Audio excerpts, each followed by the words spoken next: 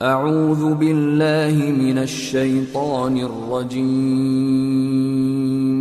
بسم اللہ الرحمن الرحیم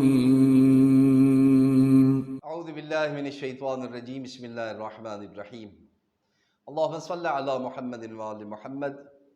جب ہر انسان کو پتہ ہے کہ ایک دن دنیا میں جو بھی آیا ہے اس نے دنیا سے جانا ہے، مرنا ہے، موت برحق ہے، قبر میں اترنا ہے اور وہاں ذرے ذرے کا حساب و کتاب ہے۔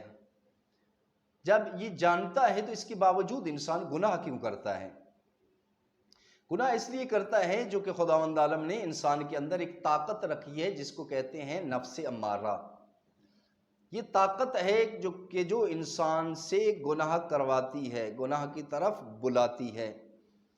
اچھا، یہ نفس امارہ کیوں ہے؟ اگر یہ نفس امارہ نہ ہوتی تو ہم گناہ بھی نہ کرتے۔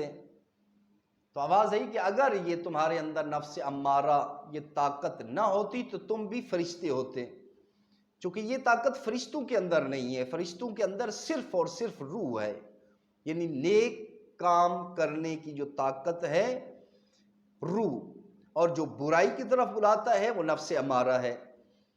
فرمایا جو ایک فرشتے ہیں جن کے اندر نفس نہیں ہے، ان کے اندر روح ہے، یعنی صرف عبادت ہی عبادت کرنی ہے۔ ہزارہ فرشتے اللہ نے خلق فرمائے، جو فرشتہ رکوع میں ہے سو رکوع میں ہے، جو سجدے میں ہے وہ کئی سو سال ہزارہ سال سے سجدے میں تسبیح و تحویل کر رہا ہے۔ سبحان ربی الاعلی و بحمدہ۔ اب ہم جو عبادت کرتے ہیں اور جو فرشتے عبادت کرتے ہیں اس میں زمین و آسمان کا فرق ہے۔ مثلا حضرت جبرائیل اگر نماز پڑھتے ہیں تو ان کو کوئی روکنے ٹوکنے والا نہیں ہے، جبکہ ایک مومن نماز پڑھتا ہے، صبح اٹھتا ہے، بستر چھوڑتا ہے، سردی کے موسم میں ٹھنڈے پانی کے ساتھ وضو کرتا ہے، تو وہ پہلے اپنے نفس کو شکست دیتا ہے، اس کے بعد وہ نماز پڑھتا ہے۔ جبکہ حضرت جبرائیل نماز پڑھنے اس کے اندر کوئی طاقت ہی نہیں ہے ان کو دوسری طرف پکارنے کی، یا وہ نفس ہی نہیں ہے تو پھر صرف روح ہی روح ہے، تو وہ عبادت ہی کریں گے۔ اور یہ صفت اسی کو کہا گیا ہے جہاد اکبر، یعنی جو بڑا جہاد ہے وہ یہی ہے۔ ایک جنگ سے واپس آ رہے ہیں، ایک نوجوان ہے بہت خوش، جنگ سے واپس نبی اکرم نے دیکھا، فرمایا شاباش، مرحبا مرحبا اے نوجوان، بہت خوب، بہت اچھی جنگ کی ہے آپ نے، لیکن یاد رکھنا یہ جو آپ جنگ سے واپس آ رہے ہو یہ جہاد اصغر تھا، اب آپ نے جہاد اکبر کرنا ہے۔ وہ کہتے ہیں مولا یہ کیسا جہاد اصغر ہے جس میں تیر تلوار نیزے، بڑی مشکل سے جان بچائی، اتنی دیر لڑتا رہا، گھر بار چھوڑا، اس کو آپ چھوٹا جہاد کہہ رہے ہیں؟ فرمایا ہاں یہ چھوٹا جہاد ہے۔ بڑا جہاد، فرمایا بڑا جہاد یہ ہے اپنے نفس کے ساتھ جہاد کرنا، اس کے ساتھ مقابلہ کرنا۔ فرمایا یہ بہت بڑا جہاد ہے، اور یہ جنگ ہر کسی کے اندر چل رہی ہے، چاہے مرد ہے عورت ہے، نفس اور روح کی، نفس روح۔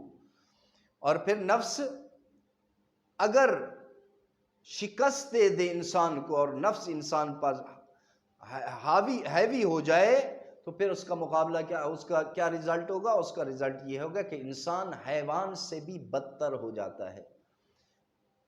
اللہ نے انسان کو اشرف المخلوقات بنایا۔ اشرف المخلوقات تب بنتا ہے جب اس کی روح طاقتور ہو اور یہ اپنے نفس کو شکست دے دے، تب بنتا ہے انسان اشرف المخلوقات۔ اور اگر انسان نفس سے شکست کھا جائے تو پھر قرآن نے کہا کہ یہ انسان حیوان ہے، درندہ ہے، ہر درندے اور حیوان سے بھی بدتر ہے۔ کیوں؟ اس لیے کہ جب ایک درندہ وحشی ہوتا ہے تو وہ ایک دو انسانوں کو نقصان پہنچا سکتا ہے، جبکہ یہ انسان اگر یہ درندہ بن جائے تو پھر کئی لوگوں کی جان لے سکتا ہے۔ آپ کے سامنے ہے مثال، آج تک کسی درندے نے ایٹم بم نہیں بنایا، یہی انسان ہے کہ جس نے اتنی بڑی چیز بنا ڈالی۔ اور فرمایا کہ اگر تم اس نفس کو شکست دے دیتے ہو تو تم پھر اشرف المخلوقات ہو۔ اب کیا طریقہ کار ہے شیطان کے پاس؟ نفس کے ساتھ تو بہت زیادہ ہتھیار ہیں، یہ جو جوئے خانے ہیں، باہر ننگی تصویریں اور یہ سارا ڈانس اور تمام جو برائیاں ہیں یہ شیطان کی ہتھیار ہیں، تو ہمارے پاس کون سا ہتھیار ہونا چاہیے؟ اور یہ ایک ایسا دشمن ہے کہ جو نظر بھی نہیں آتا، دکھائی بھی نہیں دیتا، اس کو ہم کیسے ماریں، کیسے اس کا مقابلہ کریں؟ اگر تو انسان خودکشی کر لے تو یہ تو حرام ہے، یہ دنیا میں بھی ذلت کی موت اور آخرت میں تو معصومین علیہ السلام اور خدا اس کی بخشش نہیں کراتا، حرام موت ہے یہ۔ اس کا مقابلہ کیسے کریں؟ تو اس کا مقابلہ کرنا ہے تو پھر ہمیں قرآن سے رہنمائی لینی پڑے گی، قرآن سے پوچھنا پڑے گا۔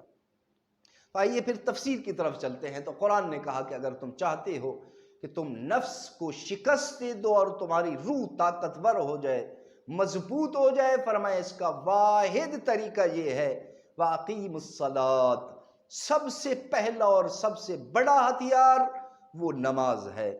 فرمایا نمازی بن جاؤ اور